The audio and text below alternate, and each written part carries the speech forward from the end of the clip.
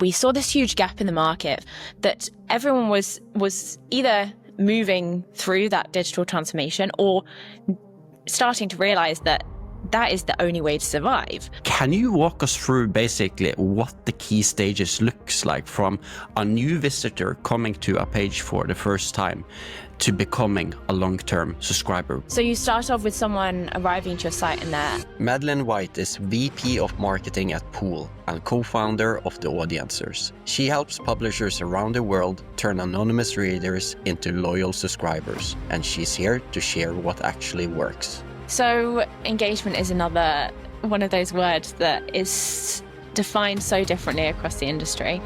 But I think probably the most common one is... What usually works to get that engaged reader to take their next step? You need to build registration as if it's a product in and of itself. So you have to create a value exchange. So I just watched the Black Mirror episode this week, Common People, and where the episode is really insane because it really comes to when life depends on a subscription service, and it's pretty dystopian. At some point at the lower tier, she has to then talk ads during the day, and to stop that, she has to then upgrade to a higher package. And that made me think, how close is that really to the way we treat new subscription today?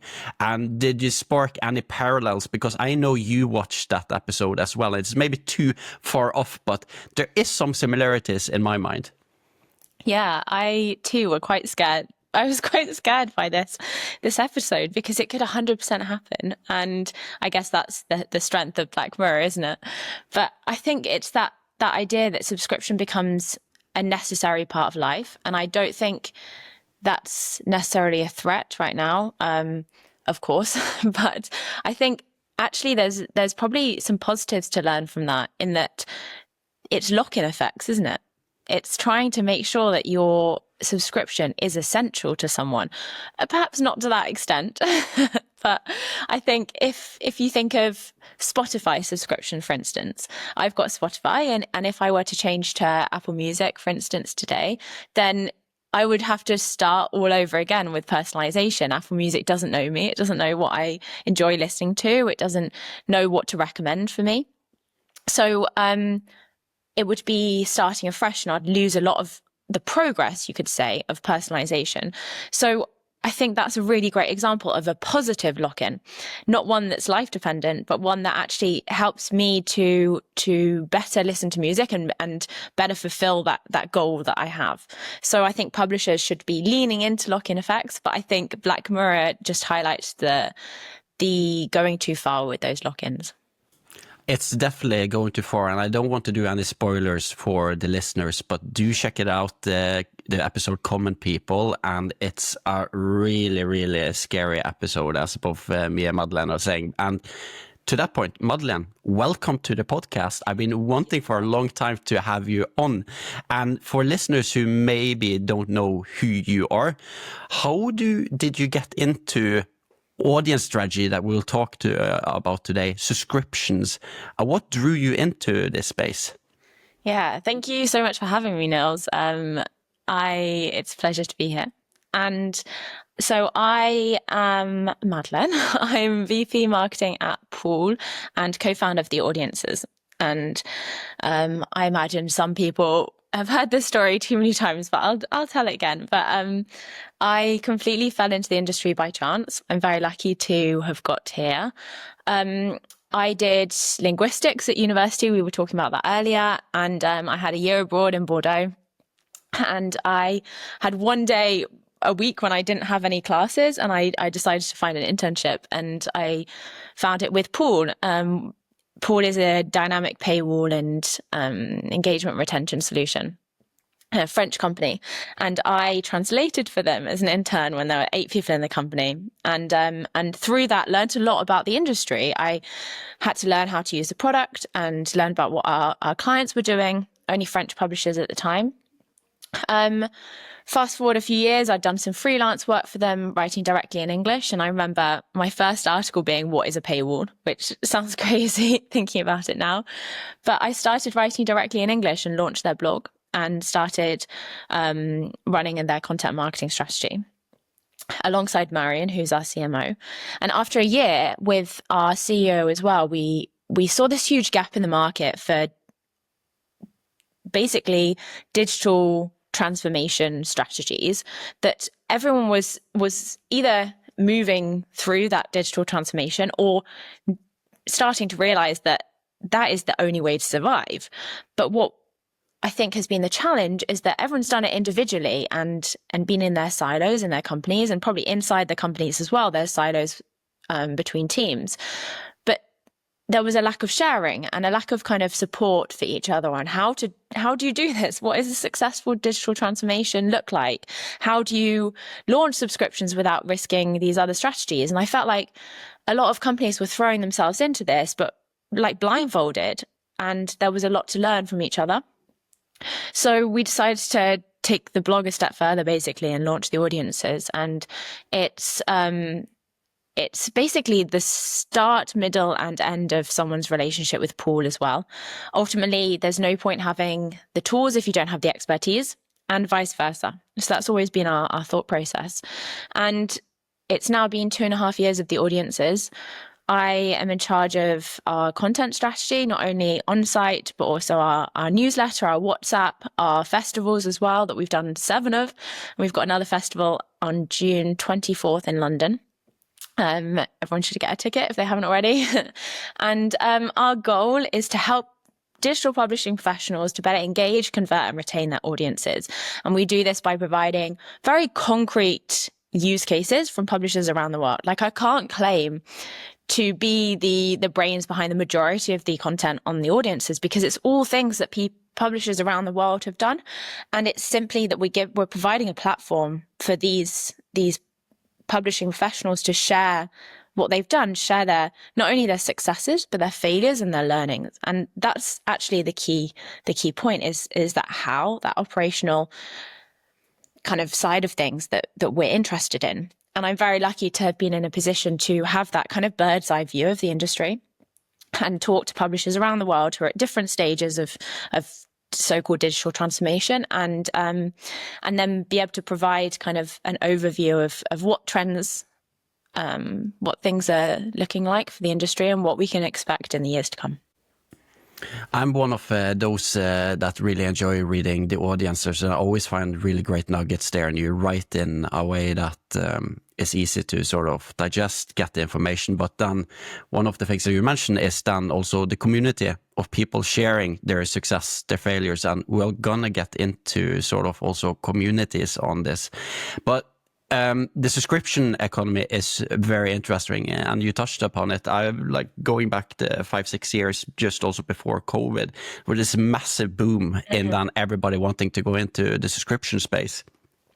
And also the other economy then being advertising, but now we're seeing actually for many publishers more of 50-50, 60-40, where then subscription is taking more of than the revenue and becoming a very important revenue source. And I'm wondering, when we're talking about subscriptions and then looking into how do we drive readers coming from the first time to a page to becoming a subscription, this episode is going to be about that journey and almost the journey map. And can you walk us through basically what the key stages looks like from a new visitor coming to a page for the first time to becoming a long-term subscriber? What does that look like? Yeah. Well, firstly, great topic, and not a small topic. We've given ourselves a mammoth task, but in the best way possible, because it's obviously essential. And moving readers through that funnel is kind of, I guess, what a whole publisher's strategy should be about. Everyone in the team should be working to move readers through that funnel. So you start off with someone arriving to your site and they're anonymous. So anonymous means you don't have that ID. We don't have first-party data on them.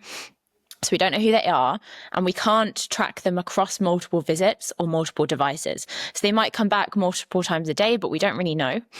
And that also means that we're limited in what we can present them with, and we don't really know how many times we're marketing to them.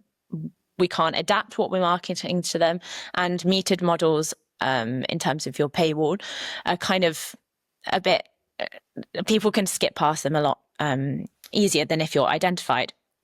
So we've got anonymous readers, and then the second step is to obviously engage them, to get them involved in our content, in our newsletters, in a variety of different content formats as well.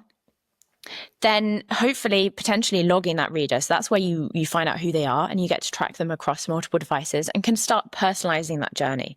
And usually part of that is them becoming part of a community in a space where they get to converse with not only our team and the journalists that are involved in our content production, but also fellow readers, fellow audience members. And for a niche publication, that is hugely valuable. I mean, these people share an interest in your content and this specific topic.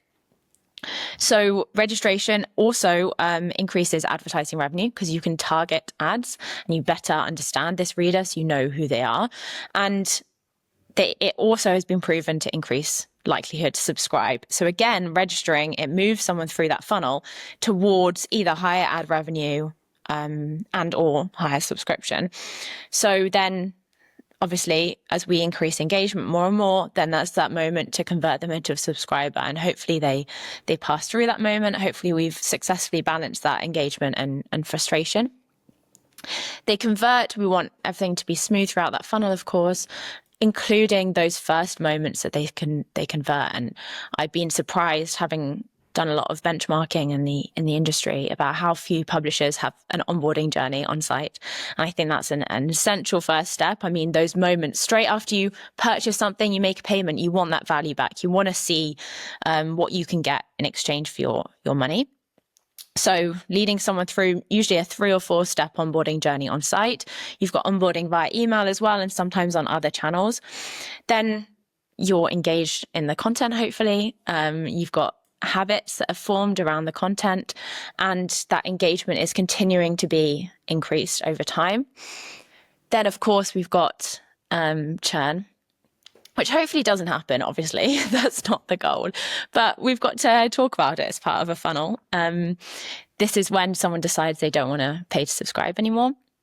So we've got certain signals, obviously, that suggest if someone's about to churn.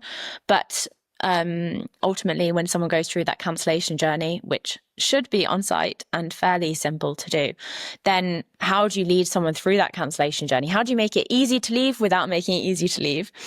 And then how do you react to that? So you've got someone's grace period, which is the moment when they still have access to subscription, but they've cancelled.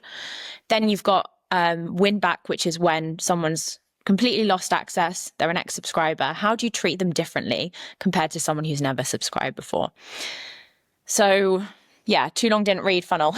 let me try to sort of get that right the way you said it. So you have anonymous reader coming from the first time. You have those that are a little bit more engaged. Then the aim is to drive them towards registration or getting information for them that drives higher likeness of subscription, more first-party data. Then getting them into a community might be part of that. And then you have those more loyal, and then you come to subscription, and then churn in that case. Not churn, but yeah. yeah, but churn longer down the road. But then I really want to sort of let's go a little bit deeper into each stage here and then get the information. And let's sort of then do the, what should we say, the first hook.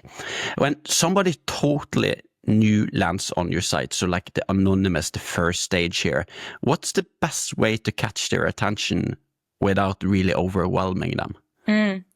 So obviously, I think, and this is going to be a common theme throughout the funnel, so be warned, but every publisher is different. But also, importantly, every reader is different. And this is one of my best kind of top 3. I usually have a top 3 kind of trends each year and dynamicity has probably been in the top 3 like every single time. But it's essential. I mean, when I say dynamic, I mean adapting to a reader's profile or context. So if someone's coming to you for the first time from social media, they're going to act differently than someone who's coming from, I don't know, a referral, or they've been gifted an article from a subscriber. Those are just 2 examples. Or even someone on desktop versus mobile, they're going to act differently. So each strategy should be adapted to a reader's context and their profile. But like anything, the goal is always in these moments to increase engagement. It's not the moment to frustrate. It's not the moment to block them with a paywall or necessarily even have a pop up for a newsletter on their first kind of few moments on the site, which when you go on a homepage for the majority of publishers, they have a pop up for their subscription. And I find that crazy in a way. Like, I've just arrived on the site. I've not even clicked on an article and you're already asking me to subscribe. And so that engagement, I haven't had a chance to increase engagement before I'm frustrated. So increasing engagement, and that of course can be done through newsletters, but targeted in the right way. So say I'm on my second politics article, that's the moment to start asking if I'm interested in signing up to the politics newsletter, not just their general newsletter, but a politics one, the one that's interesting based on the content I've consumed, as well as to recirculate the reader, keep them on site, and get them engaged in a variety of different ways. So it could be about, obviously, we've got newsletters, podcasts, live blogs, gamification, all of these different aspects of a publisher's strategy, which I think that diversification across site, like they're not just reading a single type of article or content, it's keeping someone engaged in multiple different formats and ultimately forming habits. I'm a little bit curious to sort of like, I get it when you sort of get to driving engagement, but I'm really looking to like the definition of engaged and engagement in this case, because how do you really know when someone moved from casual reader to truly engaged? You mentioned here, for example, did they come from social media? Well, the really money make or the interest is if you come direct to this. So maybe that's one of the parts. But what for us also in Kilkaya, that's in the analytics business, what metrics or behavior signals that you are more engaged reader or engagement overall? So engagement is another one of those words that is defined so differently across the industry, and in particular in terms of metrics. But I think probably the most common one is RFE, so recency, frequency, and volume, which is defined differently, slightly differently across the industry. But then I think there's little kind of differences that we can see in different publications. I mean, one example I've got is Globo in Brazil, which is they've got a wide portfolio of different types of brands. Some which are more written content and some which are video content, and actually an engaged reader for them is someone that is not only engaged in one portfolio, but has also visited or logged in on different portfolios as well. And so that's, for them, that's what engagement looks like. Whereas maybe for another publisher, it's about, in particular, the time on site. And they know that time on site correlates with someone who's more valuable. And I know a lot of German publishers are measuring media time, for instance, which is the number of seconds someone spends in content or on site or engaged in the content. So it's not just necessarily about the actual engagement, but about the amount of time that someone spends in that. Yeah, I find also like with the metrics is here to then be like, how do you sort of, what do you look after? Like what you said, if you do come from a referral, maybe getting into direct is one of the metrics that defines it. If you can increase 1.5 page use articles for readers to 2, that's then driving. It's about increasing it, as you said. Yeah, you're probably better positioned than me to talk about the entry of site, and I think that's a really interesting point. Like getting someone to come directly, to trust that publisher as their first source, and to go to their site rather than necessarily their social media. Yeah, I don't think there's any like right answers, but I think there's some things that indicate that, okay, can we increase what we say then, again, the term engagement, and then it's then, as you said, but you mentioned, for example, the Brazilian publisher here. Do you have any other examples also of publishers you sort of really admire of how they got the hook in terms of the new reader right away, and maybe through design, content, what they did on social, anything really? Well, I think it's not necessarily a specific example, but I think I mentioned live blogging as well, and I know we're both friends with the team at Norken who do live blogging, and they talk a lot about how valuable it is for keeping readers on site. And I think pushing those kind of engagement, engagement first content formats at the top of the homepage, making sure that those are really accessible to readers at all times. I think those are the really successful strategies. And I know Clarin in Argentina has done a lot of work about what is actually on the homepage. Like they push premium articles, for instance, at the top of the homepage. But imagine if you were always pushing the live blog to make sure it's at the top of the homepage, or making sure it's always at the top as well of your recommendations and recommended within articles, or people using AI on-site search with tools such as Miso. They are adding those search engines, those AI search engines inside of articles, and encouraging people to ask questions to this search engine. And those are the key, I guess, examples of publishers that are really they understand what specific features are increasing engagement, and those are the ones being pushed across site and in those key kind of placements at the top of articles, at the top of the homepage, at the side of articles, that they're integrating into the articles in the right places, and making sure their whole team understands that those are really important engagement features, and that's what needs to be pushed. I really like the example, as you mentioned, with live blogs here, and we're both good friends with Norco. One of the interesting things here is then like how they consume it, and can say that both in Kilkaya and Norcon, we have an integration together where we measure a little bit of the effect of live blogs. And what's interesting when we sort of seen this with a couple of customers is that if you then have the different posts from say 1 to 10, 20, what we then do is then how many are then just scrolling the post and then look at the views from it. But what's interesting is that if we look at then who's looking at the post for at least 5 to 10 seconds, and what we're seeing is comparing it to the views of then scrolling, actually 80 to 90% of the readers are on the view here that has longer view time on the post, which means people are really consuming those live blog posts, which is really valuable. And one thing that I hear constantly from publisher is that since we're working with the front page with publishers, a main strategy for them is to keep live blogs top on the front page, because it's critical for them, especially depending also on the different readers and how they're coming in there. So I think that's a spot on observation in this case.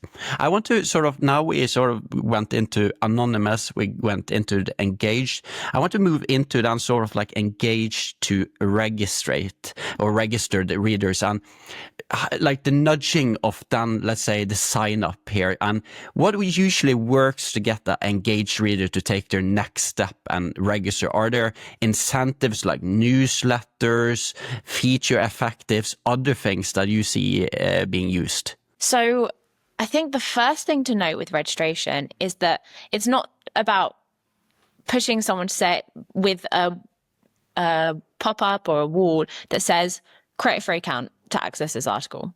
I think I think we all understand that doesn't really work. You need to build registration as if it's a product in and of itself. You have to create that all-important value exchange. It's as if someone is giving over money. Imagine their data is precious to them. They're not just going to give it over for nothing. So you have to create a value exchange.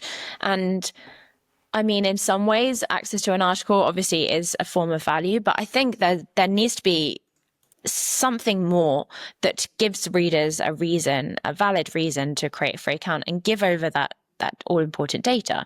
So it could be being part of a community, but maybe a stronger part of that. So a stronger way of saying that, such as joining the WhatsApp group and having access to these resources.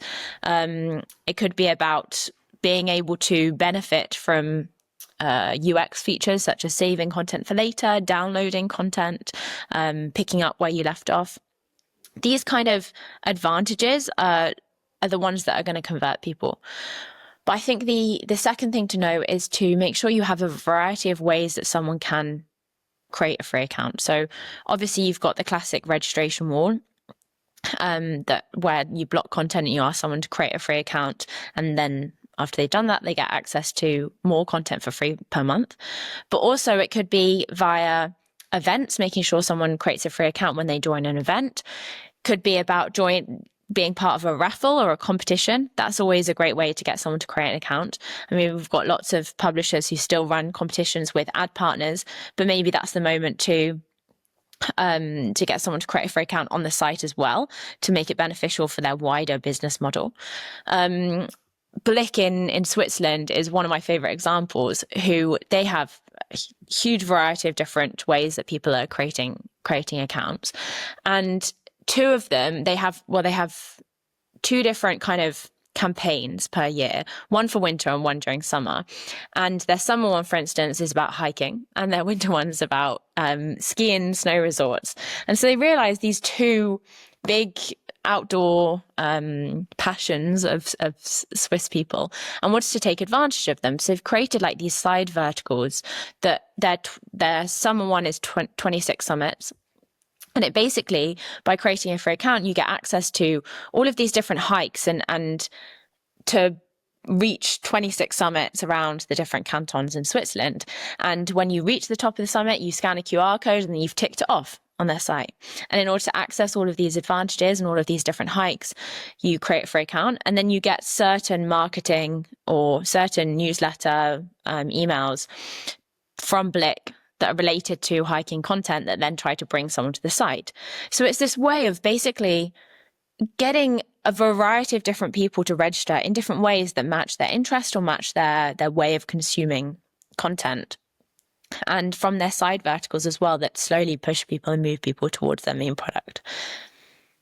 I think that's a great example. But for me, it's also like, when's the best moment to ask as well? Because it shouldn't be too intrusive. And really, when do we prompt somebody to register here? And how do you avoid it being too early or actually too late? Any thoughts on that? Yeah, so for a lot of the examples I've given, I think it's just in exchange for being able to take part in the raffle or being able to access this content on hiking, for instance. And I think that's a normal moment for people. People expect to have to give something in exchange for these kind of experiences. In terms of content, it's the same as any conversion. I think it's about balancing frustration and engagement. And a registration wall is less frustrating than a paywall because it's free to pass through and fairly kind of simple. It doesn't take as long. So we can block people a lot earlier on. Again, this needs to be adapted to each reader based on their level of engagement, and maybe after the second or third article. But I think the general rule is that you should block earlier than you think. And maybe you shouldn't lead registered your highly engaged readers through a registration journey. It should just go straight to subscription, because maybe that's wasting a conversion or frustrating too much in the wrong way. So all about testing ultimately and adapting to each reader. But on the point of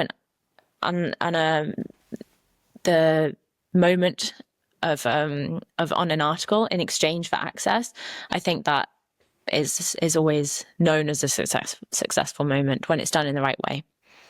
So now these are also now getting really into like, how do you then drive down the registration, and then we know some of the benefits here. Can you just mention, like, for example, when you have a registration here, what that has to do in terms of maybe first party data for advertising, more likeliness of subscription? What are the things that you like from benchmarks? What does it do? Yeah. So first things first is that ultimately registration increases engagement. I mean, you've got someone's data, so you can understand who they are and personalize their experience, and they get additional value as well. Often publishers who have registered their users, they'll maybe get them to sign up to a newsletter, and the best publishers are actually leading registered members through an on-site onboarding journey as they would for subscribers. So that gives you a chance to get them to download your app, to sign up to a newsletter, and maybe a moment to promote subscription.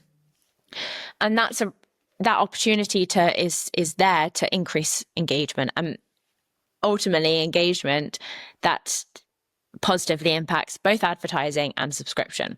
Hence why engagement is such an important metric to increase for so many publishers. I mean, it was FT's North Star metric for so many years. But registered members, you've got your first party data, so you can personalize advertising, so that increases ad revenue. I published a chart from FT Strategies today on LinkedIn about the value of registered users for ad revenue, and it's significantly increased from anonymous readers. Then in terms of subscription, if someone's more engaged, they're more likely to subscribe in the future. I think that's widely understood. And so someone who's registered, you've got their data, and so you can target advertising for marketing strategies for subscription, and you can present it at the right moment in the right way. And they see as well the value of subscription a lot more through that. So I think in general, publishers are seeing 40 times, up to 40 times more likely registered users are up to 40 times more likely to subscribe than anonymous readers. It's a quite high number, and it clearly indicates the value of then doing and adding that into the user journey that you put in place. So we now cover sort of anonymous, we've done engaged, we come to registered. Now sort of in between subscription here, you of course have like then the really loyal one, but then you mentioned community, which is one of the things I hear very, very often. Even in the first podcast I had with Lars Jansen at Berlinske, I see he's very on this and talking quite a bit about it. But then, of course, once somebody is registered, how do you what does community have to do here, and what role does it play in the news today? Yeah. So back on my top 3 topics, we've covered dynamicity. Second one is community. Because especially in a world of AI where we've got this kind of tsunami of content, we've got unlimited amounts of content, and it's increasingly easy for anyone to produce content. Obviously, there's different levels of content, and there's definitely high quality content from journalists than from AI. But one of the differentiators for publishers compared to outside of content is to build a community, because community is what makes people stay, and that human relationship is becoming increasingly more important. And when I say human, I mean that's not between a brand and a reader. It's between a reader and the brand's employees, like the journalists themselves, who need to be more forward facing. And so it's about creating a two-way relationship, not just a journalist talking to people, but also people replying and establishing that conversation in a variety of ways. And I think this can be promoted as one of the benefits of creating a free account, and something that can help move readers through the journey. So, for instance, obviously we've got commenting. That's probably the standard, one of the first digital community building strategies. But we could go a step further, and we could get journalists to come into the comment section and start replying to people's comments. At the Times and also at the Telegraph in the UK, they have these like Ask Me Anything hours. So they promote this single hour where a journalist will come into the comment section and you can post your questions and they'll reply straight away on a specific topic under a specific article. And that's a moment that you're talking to the journalist, you're more involved in it, and the journalism is speaking to you, and you're able to speak back and have it reply. And that's that kind of interaction is incredibly valuable. Then, of course, there's more innovative formats. I mean, Der Spiegel is a great example I like to talk about, because they found that although commenting was great and they actually had too many comments, they found that it kind of diluted the value, because you might have, say, 10, 20 plus articles talking about the same topic. And so all of those articles have comment sections that discuss the same topic. So what they did instead is they built a debate section. And they'll publish this title, this question, and you can debate on both sides of the argument. And it'll also share follow-up articles that discuss it in more detail, and be able to promote a mix of premium and free articles in order to be able to get or see the debates, you need to create a free account. Then in order to, I believe, in order to comment or debate, you have to be a subscriber. And then half the articles are premium only as well. So it's community and interaction, but it's integrating that into their funnel as well. So some aspects are accessible for everyone, some are just for registered readers, some are just for premium. And the number of different interactive formats that we're seeing now are incredible. And even simply, we've talked about live blogs, even simply being able to add a heart or like an emoji to different, a reaction to different comments or live blogging during the live blogging or gamification.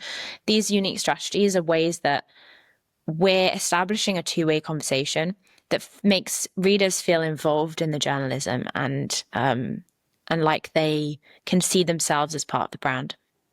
Who really owns sort of like the community part? Because I'm thinking here, like, I guess it lives somewhere between teams and it's like editorial marketing, or is it really both of them in this case? What's your opinion on that? I think it's a prime example of cross-functional operations, and in particular bridge roles. I mean, for instance, if we go back to that debating example, it's the product that would have built this debating space, but the journalists that fuel it and use it on a daily basis and are the ones that are the best, the most knowledgeable as well, to know which features they need as well from their end as well as from the reader's end. So it needs product and editorial to work together and understand each other. And I was speaking to someone from NZZ in Switzerland the other day, they've established a whole team of, I think there's 4 of them, of editorial product managers.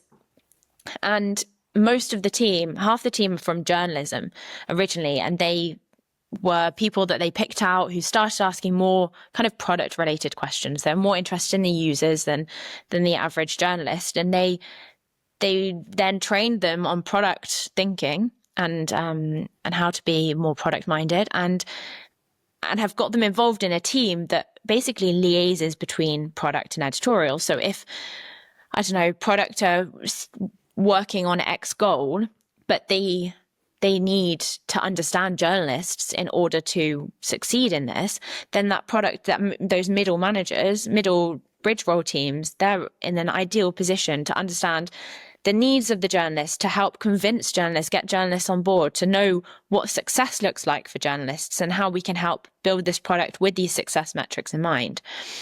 And also audience teams. I mean, I spoke to someone at the Globe and Mail recently about how they do call outs to readers and they integrate this into their articles, and it's beneficial to journalists because their journalists then use these call outs to build their articles and include readers inside of their stories. But it's also beneficial. They know it's beneficial for engagement, and they know it's beneficial for their subscription model as well. And so it was actually the audience team that was running this rather than journalists themselves, but it was the journalists that were then almost benefiting from it as well. So you're completely right. It's a huge, great example of bridge rolling, and will only really succeed if everyone in the team, in various teams, are on board, are brought on and see the value for their own success metrics as well as for the businesses. Can you explain the term you just used there, bridge roles? Because that's a little bit new to me. What does that mean? Yes. So bridge roles are those that are in between 2 traditional teams. So say product, you've got product, editorial, marketing, tech. Those are your traditional teams, and a bridge roller kind of sits between multiple teams. It could be just between 2 teams or between multiple teams. And I've spoken to a variety of what we'd call bridge rollers, and sometimes they define their role as like spinning multiple plates, or they're translators, or they're on this tightrope trying to please both teams. And that's exactly what it is. They tend to have the business's overarching goals in mind and trying to align separate teams who maybe don't speak the same language, who define engagement differently.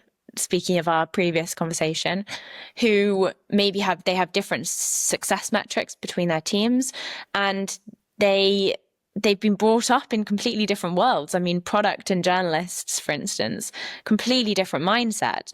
No one better or worse, but just different. And so you need someone in the middle who understands both, who can help fuse both people's ideas. And sometimes that means leading new projects, finding ways of getting people to work better together and understand each other. I know Lars Jensen probably spoke loads about this because he's definitely a bridge roller. He's a natural. Yeah, he's brilliant. And he launched an internal newsletter, for instance, on basically with the idea of helping to fuse these teams and help them understand each other's goals and talk to each other and be on board with each other's ideas, rather than having this like almost a fighting internally, which just, I mean, in a digital world, silos, and even worse, like fighting against each other.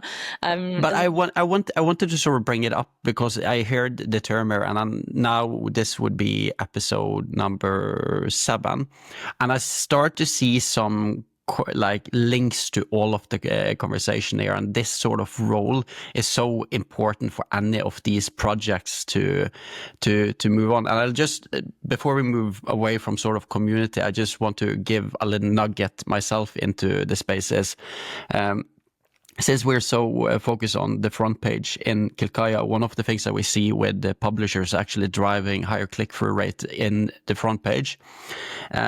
This is a tip, don't need to do it, but do test it out, is that on the different articles, when you show it on the front page, do add an icon which shows the amount of comments that is linked to the different articles. And we actually see that by tailoring the algorithm to also promote then, depending on the stage, if it's done going towards community. This has a high driver if the likeliness of that article being clicked and being consumed. And I really start to see some of the things here. So a little nugget there that I think is interesting. We need to sort of move into now a little bit more, but now this is getting really exciting now. Now we have been anonymous, we have engaged, we have done registration, we talked about community. Now we're at the tipping point. Now we're getting to sort of the subscription part. Exactly. And what usually sort of pushes someone over the line from sort of where we talked there, from registration, community, being loyal, to paying the subscription? Yeah. Again, back to engagement and frustration, that high level of engagement is obviously essential and frustrating at the right moment in the right time. So that's why dynamic models, dynamic paywalls are essential for any publisher. And we're seeing this huge diversity in what convinces someone to convert based on their profile or context. So, for instance, we work with Jeune Afrique group, which is this group of 3 brands, 2 in French, 1 in English. They cover the news on the African continent, and they have readers across the world, but mainly in Africa and Europe. And so their diversity of readers is obviously huge and maybe bigger than the average publisher.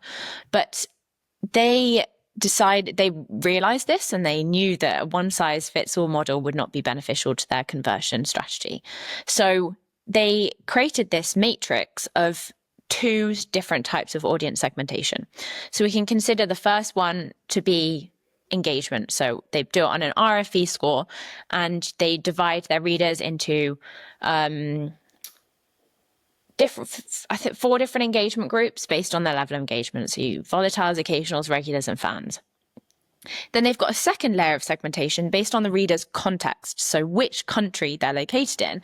And they've created these country groups, which are based on the country's general propensity to subscribe. So we know, for instance, that in Europe, Nordic countries have higher propensity to subscribe than the UK, for instance.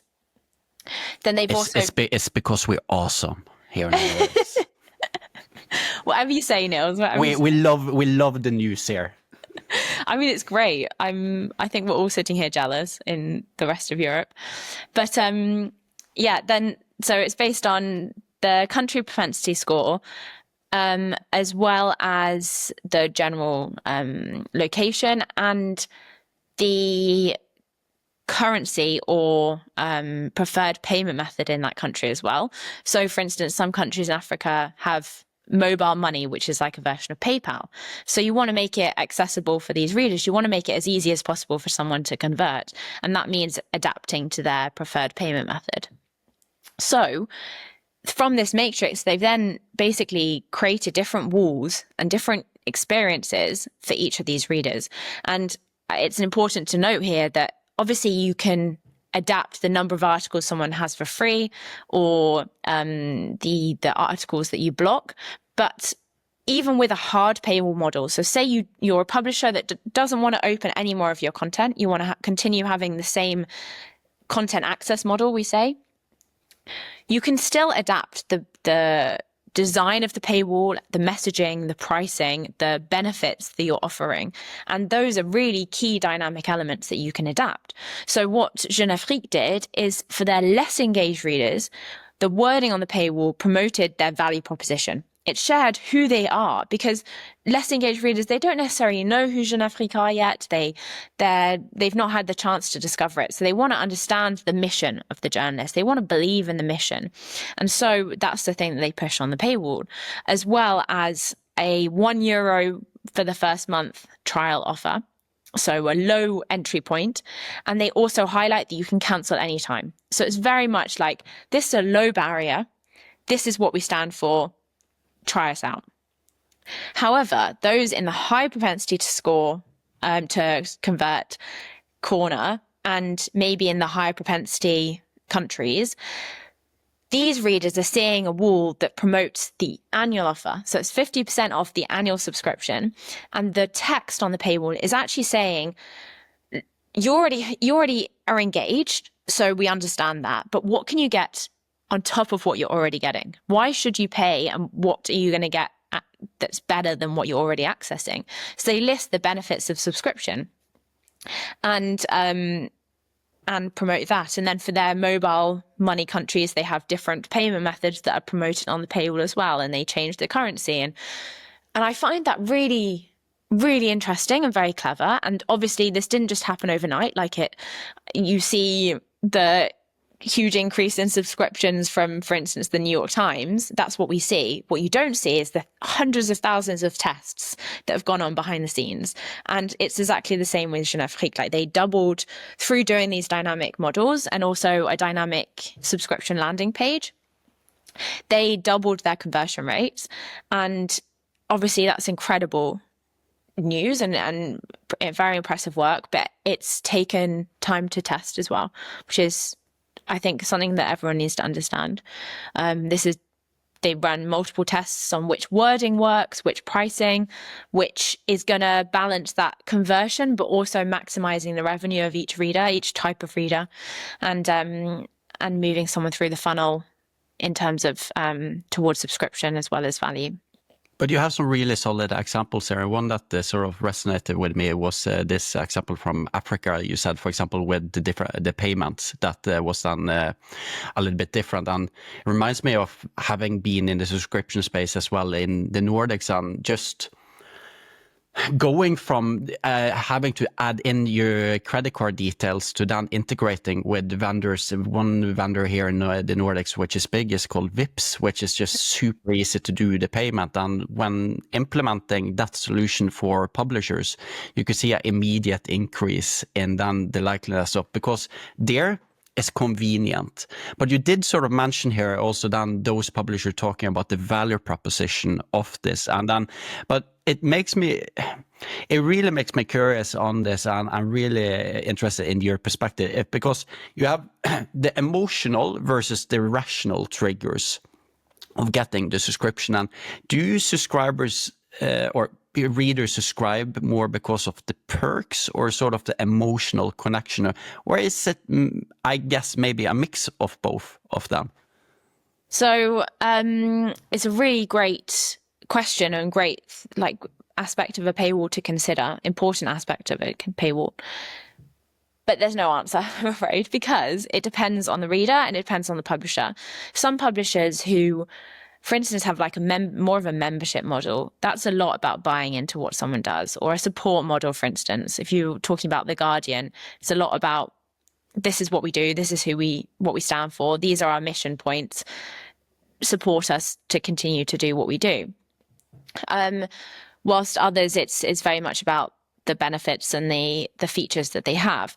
But it's also what resonates with different readers. And I think that's proven by the Jeune Afrique example. I mean, different readers reacted to different things, and that's what their testing found.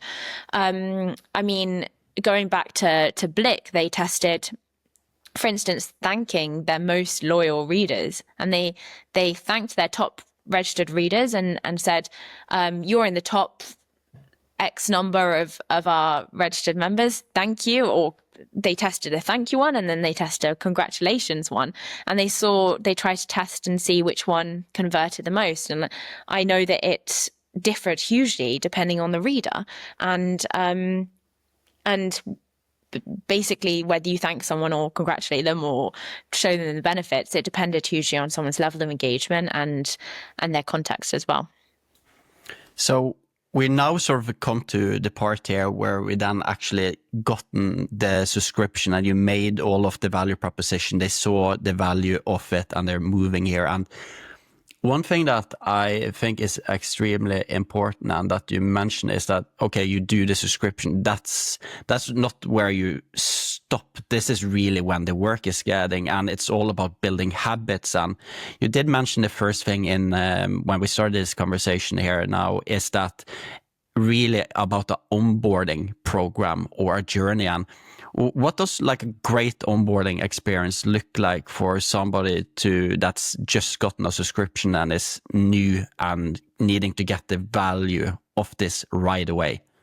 Yeah. So first thing to note is that retaining a subscriber starts from the minute someone comes on your website. So the beginning of this whole funnel, and everything, all of the work we've done before, we've talked about so far is paying into someone's retention, retaining someone or not.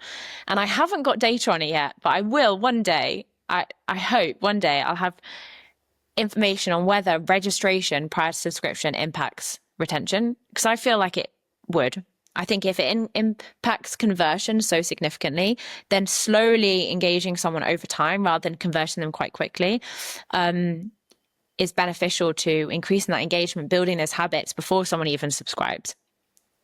But then as soon as someone converts, they're on the website, they've just given their money. This is the moment when you need to thank them. You need to confirm that it's gone through, that they've now got access to subscription, as well as show them the value that they now have access to. Show them what they've just paid for. You go into a shop, you give over your money, and you want something in exchange straight away. And that's how subscription works as well. So you need to make sure that they see the value in what you're offering, that they can make the most of these different benefits, and educate them on what they now have access to. So some of the typical onboarding stages that we see, obviously, again, depends on the publisher and maybe even the reader. I think that dynamic onboarding strategies are increasingly being used, but the classic ones are getting some people to sign up to your newsletters. I mean, New York Times has 2 steps, or at least the last time I checked, they have 2 steps for newsletters. One just highlighting their daily, weekday mornings newsletter, and that, I mean, highlights just the value of forming a habit in someone's life. Then their second step is their thematic newsletters, so you can sign up to each of those. Washington Post even lead people through like this personalization journey where you select your interests and then you select what time of day you like to receive the newsletter, I think. And then it'll come up with recommendations based on their newsletter base. And then you can sign up to them. And we just launched an onboarding journey with Le Parisien, who they have a newsletter step, and any newsletters that someone's already signed up to are already ticked. So you know which ones you're already signed up to, and then you can see all of the other ones that you're not signed up to, and you can sign up to them directly on that page. We're also seeing this as a moment to promote the app, which proves as well the value of an app for retaining subscribers. I know PugPig have a lot of data on retention, for app users. And it makes sense because if you've got an app, you can turn on push notifications and you're in someone's pockets with a good UX, a good experience at any moment. And then the third step usually differs depending on the publisher. The one we just launched with Le Parisien, they collect more data points. So that's a valuable step for them. I've seen people, well, the FT, for instance, they promote bundles. So they have, for instance, an environment bundle. So if you're interested in the environment, you just sign up to this single click sign up of this bundle, and it will sign you up to the environmental newsletter. It will activate notifications for the environmental tag for new content. It will sign you up to a certain journalist that only talks about the environment, as well as maybe a podcast. So it's adapting my experience to me. And maybe personalization could be that another step. But ultimately, it depends on what's valuable to you as a publisher for retaining your subscribers. And to do this, I know FT strategies talk about this a lot, of understanding that value versus usage. So how valuable is a feature and how much is it used? So say something is hugely valuable, but it's already used quite widely as well, then you don't necessarily need to promote it in the onboarding journey. But maybe something is super valuable, but it's not really used that much. People don't know about it. And usually those tend to be kind of alternative formats like debating or games or things that are a bit more hidden. And those are the things that you should be promoting in your onboarding experience. Maybe not necessarily on site, but it could be via email or in pop-ups or banners or notifications on site in the weeks following conversion.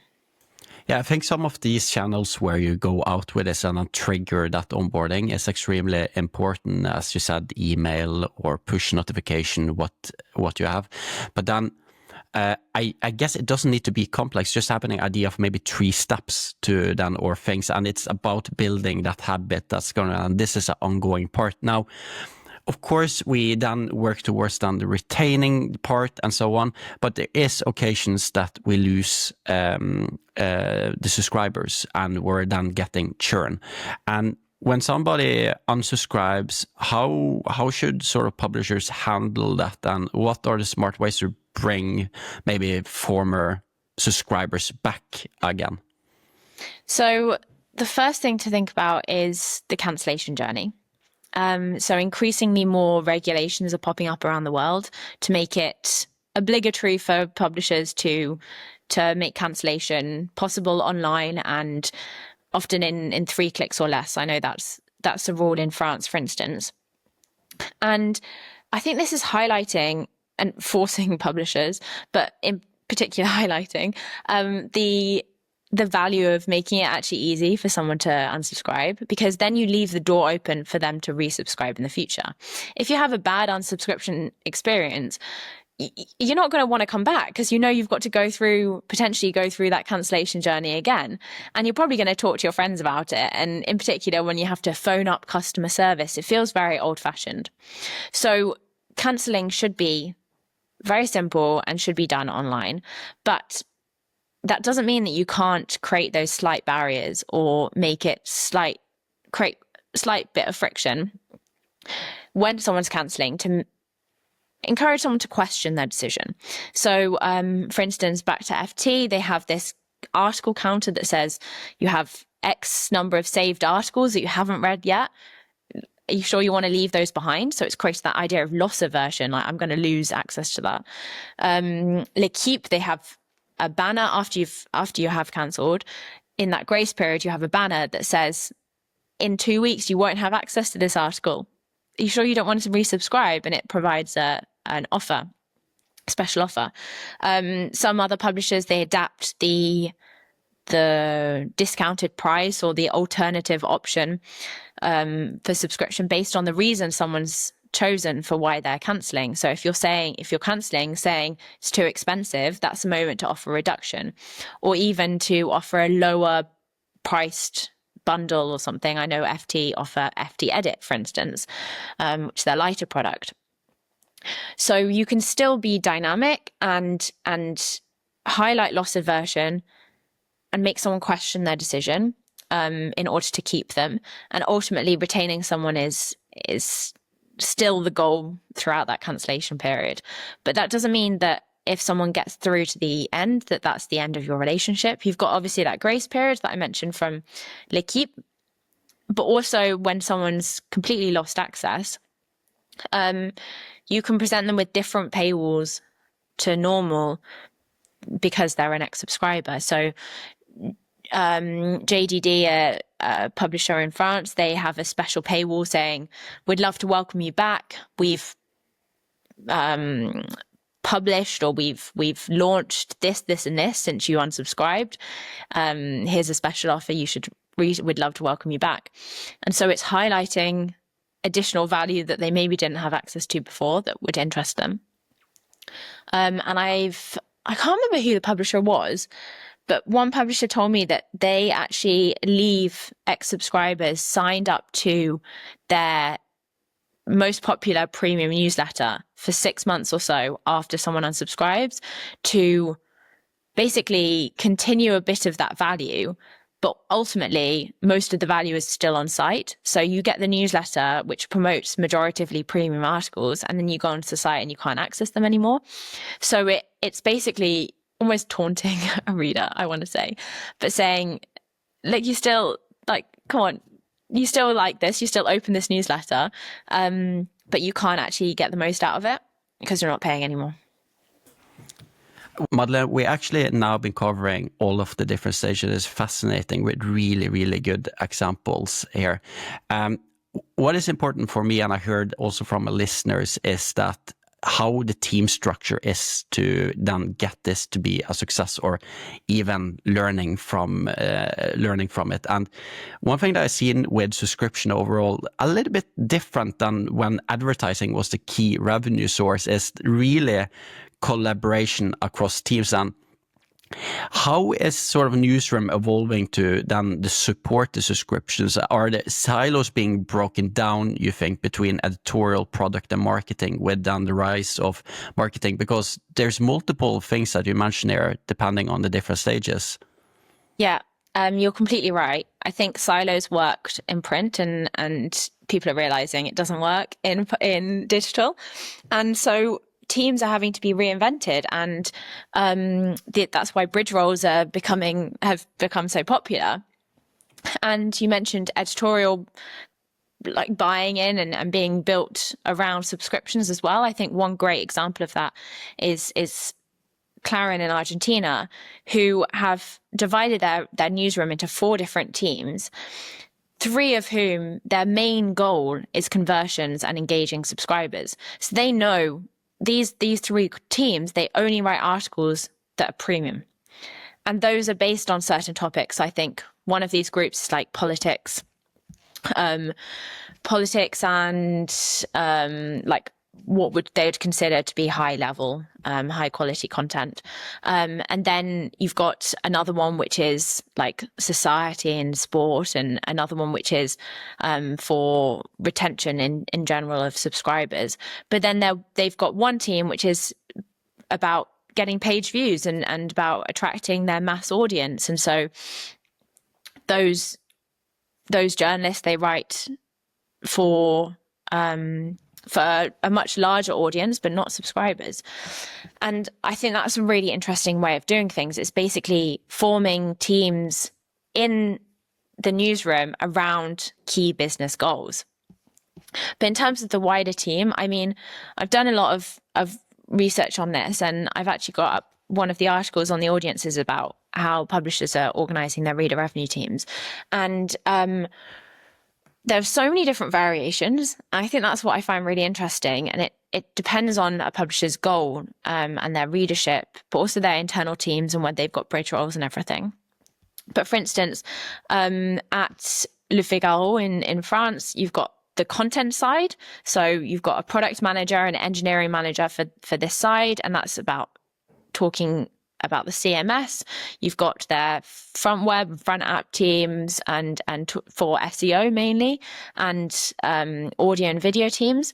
And then you've got your reader side, which is about retention, acquisition, and data, which again have the product manager and an engineering manager.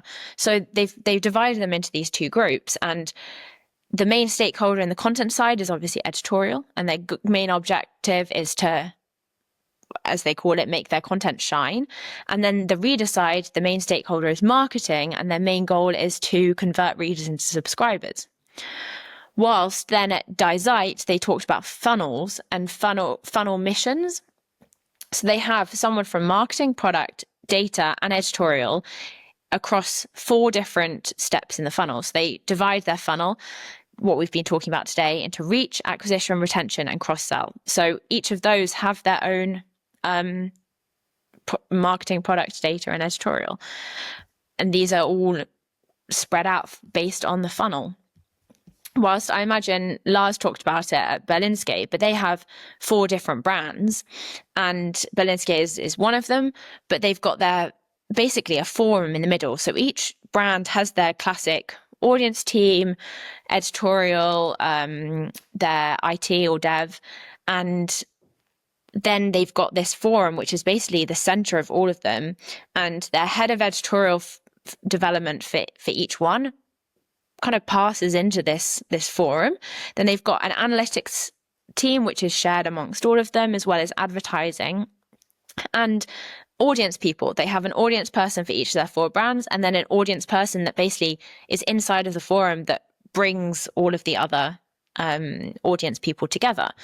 So, I mean, there's no perfect way to build these teams, but what is, I guess, the key in all of those examples is that there are editorial in each of the different funnel steps. There's not just editorial at this beginning step anymore. It's not just about journalists producing content and then someone else doing something with it. It's about journalists being a part of each of these steps in the funnel, and sometimes writing content, ideally writing content for different steps in these funnels. What you said resonated, and I see exactly the same with these different teams. And let's also, I mean, you can do the different marketing activities, you can have different dynamic paywall, but in the end of the day, readers come to read content. And content is sort of where they come into it, or the other benefits here. And I think there the editors and the journalists really knows the pathway. And I like the thinking here about bridge roles and the importance of them. Madeleine, I really consider you like one of the thought leaders in the industry when it comes to subscription. I think you're extremely talented and you have so many use cases here. And I'm wanting your perspective, like a little bit of outlook and looking ahead. And one thing that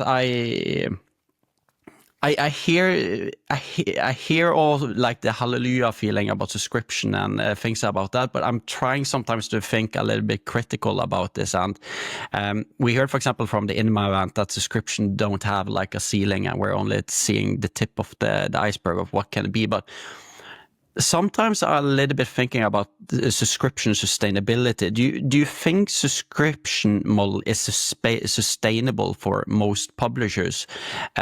Because we have news fatigue. We have also done maybe some publishers are hitting 1-2% of the overall audience, while the rest is still on the revenue. And sometimes I'm asking myself, is this sustainable in the long run? Or we also hear that having a mix of revenue sources is important, but I don't see like the subscription being like the holy flag. This is all we're going to go for, but that's maybe my opinion. I'm just very curious on yours. Yeah, so definitely, but subscription is not the be all end all. It's definitely likely the most valuable in terms of revenue, and it's recurring, which makes it a very strong revenue source for most publishers, and dependable compared to advertising, which is a lot more fluctuates a lot more, and it comes directly from readers. So it's all about working for our readers, and ultimately subscriptions succeed when we remember those user needs and adapt to them and really put them at the forefront of everything we do as a publisher, which I think ultimately feeds into our mission as journalists. So I think actually subscription models are, when they're done well and right, they support everything that we believe in as journalists and publishers in general. But that's not to say that everyone is going to subscribe. And I think that's why advertising is still here, and it's still a viable revenue source for most publishers, because there's some readers just won't ever subscribe. And sometimes you just have to say, okay, fair enough, we're going to monetize you in other ways. And we're seeing the rise of, for instance, cookie walls, which are playing on that side of things, in that we're getting increasingly more readers that are declining cookies on that cookie banner, CMP, and we need to monetize them in a very minimal sense. They don't have to pay anything directly, but they see advertising and it's personalized, and that means that we get more money from them. But I think it's that revenue diversification that you mentioned, wider than just advertising and subscription, that's really essential. And that could be about launching new verticals, about doing, I know some publishers are going completely outside of publishing and doing purchasing or acquiring like hiking apps or going into gamification, and that's a way to diversify. But also events, online events, in-person events, ways of building out that community in different ways, as well as offering maybe even different options of supporting. I mean, DN, is it Denic? That's it. Denic, they asked readers to pay what they want. And I know that Pioneer in Germany, they've done something similar, and you type in an amount and it would give you like a little note saying, that's great, thank you, but could you give a little bit more? And they push you to give a little bit more. But equally, they're really thankful for any amount, and have found that actually people sometimes give more than you think, and sometimes just want to support you once. And that's the Guardian success, for instance, support models where you can just support one time. And so basically, all in all, it's about not only diversifying different revenue sources, but diversifying to different audiences, allowing audiences to support you in a way that works for them, and making that accessible and an option, whilst also ensuring that you do have that revenue, recurring revenue as well. I completely agree with you. And one of the things that I think is that we've gotten better with subscription to then really tailor the needs to the readers. And I think that's one of the things that been very well. But one of the things you said, at every stage, we are doing retention for the reader. And that's clearly very important as we then moved into subscription. But my question is also, do you sort of what's next? Do you see any trends or tech shifts that sort of will, you think, reshape how publishers grow or retain their subscribers in the coming years at the moment? Well, I think I know you've talked about it a lot, but personalization and adapting to a certain degree. I think we can go too far with personalization, but creating those lock-in effects, or those things that we appreciate in any kind of subscription, whether it be like Spotify or whatever. Having a personalized experience is kind of an expectation now, and it also supports the publisher to present their value that the reader sees in them, that specific reader sees in them at the right moment. So your value, the way you see value from a single publisher, is going to be different than the way I see value from that same publisher. And so if the publisher can then adapt the experience and allow us to have a different experience based on these interests, then we're going to both see value, but in a slightly different way. So increasing personalization, but I also always want to know in these conversations is that obviously with AI and this intelligent kind of dynamicity that we can see, I think there's an expectation, or maybe more of a desire to jump straight onto those complex methods and machine learned methods, but actually there's great learning to be done in manual operations to do all of those tests that Jeune Afrique did, so then they can learn about their readers, and in the future then they'll know how to ask the right questions and what they should be telling their machine learning methods and what they should be automating and what they should be keeping manual. And so all of that learning needs to continue to happen in order to then benefit successfully from the intelligence models. So always starting manually. I know, again, Lars is a good, has talked about this before on LinkedIn. And I really think that manual can do a lot of good for individuals as well. It did mention it sort of on the episode that we had together, like the danger also with automation is that you lose that ability to critical think. And Madeleine, this conversation has been fantastic. There's so many great parts of it where you then really go into details about the different stages. And we're coming to the end of sort of the podcast here. And the last sort of sentence that you said here made me sort of, wow, this is the perfect segue, because we have a closing tradition in this podcast, and that is that the previous guest gets to leave a question for the next one without knowing who they are. The previous guest that I had on the podcast is Alia Itzkovitz at then FT Strategies, who's really been key to the AI program there with publishers. And you sort of answer it, but I'm going to ask it again. But how can we ensure that the next generation develops the foundational skills they need when many of the traditional learning opportunities are now being handled by AI? As we sort of answered it, but do give it again. Firstly, Aliyah, I expected nothing less than an amazing question from you. It is absolutely. It's one of the better. I really, really find it fantastic.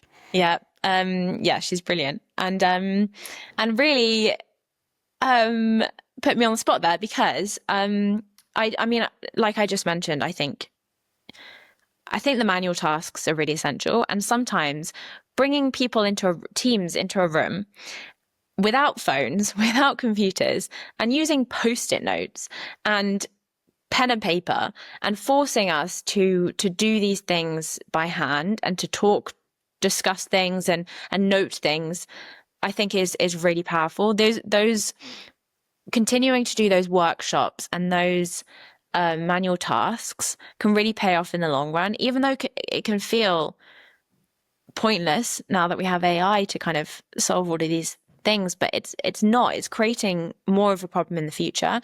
And I think if we can understand the problem that it creates, then we can better educate others or teammates or younger generations about the dangers of it for their future. And I know it's so hard. We all grow up with our parents telling us if something was going to be beneficial for our future. I know that for me, they told me that languages open doors and you should continue learning languages. And I never believed them. And now I really do.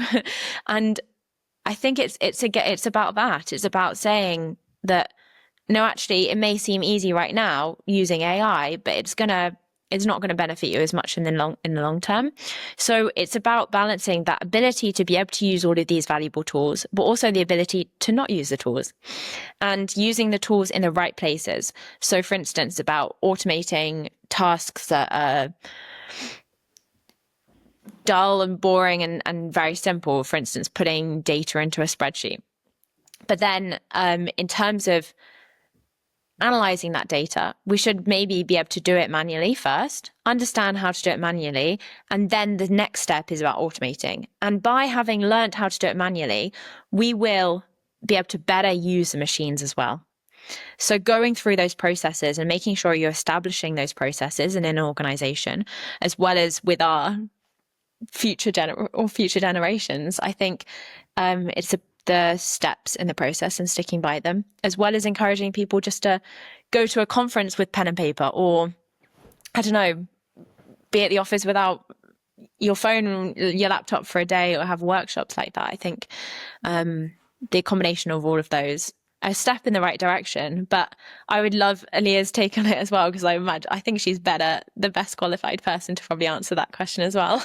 You need to connect after this. And then I was saying, when your parents were saying go for languages, one thing that I think is typical Norwegian that I had at least is then going hiking as a kid, hating it. And then my father would always say, top is just behind the hill. After the hill is another top. Really screws with your mind. But then the thing is that it also, when you're doing like the things here where we say that you're doing it manually, also this is when innovation happens, because you think, how can I do this easier? But Lars Jensen, that we mentioned a couple of times now, is then he said, like, you have to have the journalist to understand. If you go to them and you say to them, can you write me an inspire me story? If you're not done the exercise of understanding what an inspire me story is in terms of those color cards that he had, that's difficult. And just doing that instead of then having something automated is critical as well. So I really find your answer to that brilliant, and I think you two need to connect afterwards on it. But then, Madeleine, you get to ask a question for the next guest, not knowing who that person is. Definitely somebody in the industry. Doesn't need to be like linked to a question linked to the industry. It can be whatever, but feel free to ask what you want. Okay, I should have thought about this before, knowing this was coming. Yeah, but take your time. We can also cut out the pause, the thinking time. You know, like that, is it in SpongeBob where there's just like 3 days later? A few moments later. So if there is a publication should introduce a new role, someone that does a certain job or works for a certain team or number of teams, what should it be? What should be the priority for publishers when they're building these new teams? Which is the number one role that should be introduced? Maybe now, but potentially in order to succeed in the future, like what are the new roles that the next generation are going to be taking on in a publication? Really, really interesting, and I will ask that to the next guest. Madeleine, it's been fantastic to have you on, and then this been just fantastic, great examples. We've been able to cover the user journey really, really well. Of course, you did mention it, but for listeners, do check out the Audiencers. That's theaudiencers.com, I'm pretty sure, in this case. And then again, Madeleine, thank you so much for doing this. Me. It was a great conversation. Covered a lot of ground. Yeah, I'm going to see you next week in Krakow. So then we'll see each other. Continues. See you there. We talk soon. Thank you so much, Nils. Bye. Bye.